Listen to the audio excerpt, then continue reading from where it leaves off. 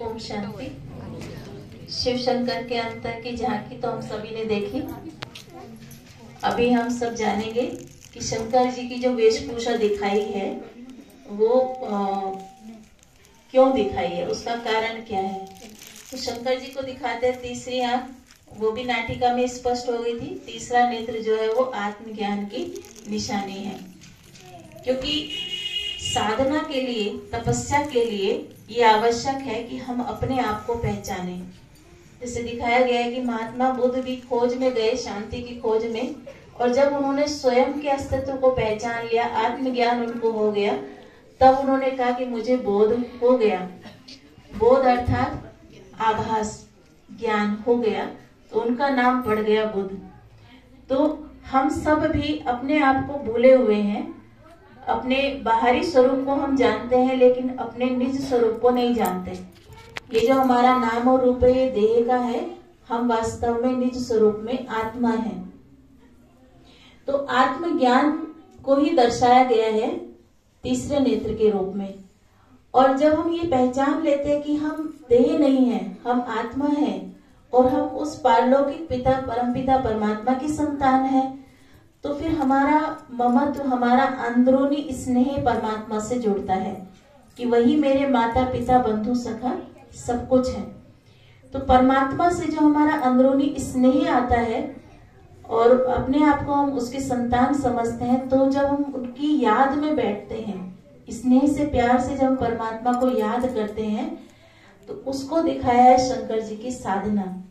और साधना के परिणाम स्वरूप क्या हुआ कि जो मनुष्य के अंदर विषय विकार हैं, उन विषय विकारों रूपी सर्पों को उन्होंने अपने गले का हार बना लिया, गले की माला बना ली। सर्प को विषधर भी कहा जाता है। सर्प के अंदर विष होता है, और वो विष जो है वो देह को नुकसान पहुंचाता है। इसीलिए जिसको सांप काट लेता है वो मर जाता है, अगर उचित उपचार ना मिले तो। लेकिन जो ये विषय विकार हैं, ये हमारी सुख शांति को, खुशी को और आनंद को नष्ट कर देते हैं। हम जी तो रहे होते हैं, लेकिन हमारे अंदर वो खुशी आनंद नहीं है, क्योंकि हमारे अंदर 5 विकार है, काम क्रोध लोभ मोह अहंकार। तो उस सांप से ज्यादा विषैले ये 5 विकार हैं।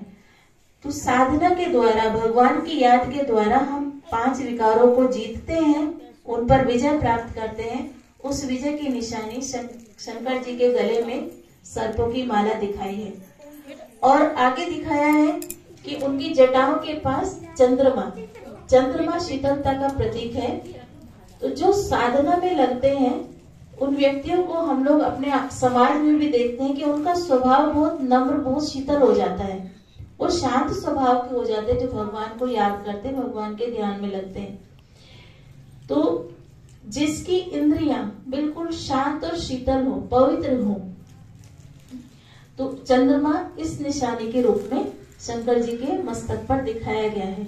एक और निशानी शंकर जी के मस्तक पर दिखाई है, वो है श्री गंगा जी। तो हम सभी जानते हैं कि ये जो हमारे केश होते हैं, हमारी जो जटाएं होते हैं, उनमें जल को सोखने की ताकत नहीं होती है। वो जल को सोख नहीं सकते, है ना। कितना भी, थोड़ा सा भी जल गिरेगा लेकिन वो बह जाएगा। लेकिन यहीं पर एक और चीज है जिसको कहते हैं बुद्धि। तो बुद्धि रूपी जटाओं में ज्ञान रूपी जल को समाया जा सकता है ना। हम अपनी बुद्धि में कितना ज्ञान भर सकते हैं, कितना भर सकते हैं, अथाह भर सकते हैं, है ना। तो जो परमात्मा का, जिसको सत्य ज्ञान हो गया हो, जिसको अपने निज आत्मा का ज्ञान हो गया हो, उसकी बुद्धि में क्या भरा हुआ होगा, ज्ञान अमृत। लेकिन ज्ञान अमृत जो बुद्धि में तो भरा है, वो बहे कैसे। तो सृष्टि के कल्याण के लिए उस ज्ञान के बहने की जरूरत पड़ती है। तो इसलिए दिखाया है कि गंगा को धारण किया जटाओं में, लेकिन वो बही गौमुख से। तो गौमुख क्यों कहा गया है? गौ के 2 अर्थ होते हैं, वैसे तो कई अर्थ होते हैं, लेकिन प्राय 2 हैं। एक गौ माना गौ, गाय ना, जिसका दूध हम सब पीते हैं, और दूसरा गो माना इंद्रिय, जैसे ये हमारी आंख, नाक, कान, मुंह, हाथ, पैर इंद्रियां हैं, कर्मेंद्रियां हैं, ऐसे गो माना इंद्रिय। तो ज्ञान जल को एक से दूसरे तक कैसे प्रभावित कर सकते हैं, उसके लिए माध्यम बनता है मुख। तो मुख रूपी इंद्रिय से अर्थात गोमुख से हम ज्ञान को एक स्थान से दूसरे स्थान तक पहुंचा सकते हैं।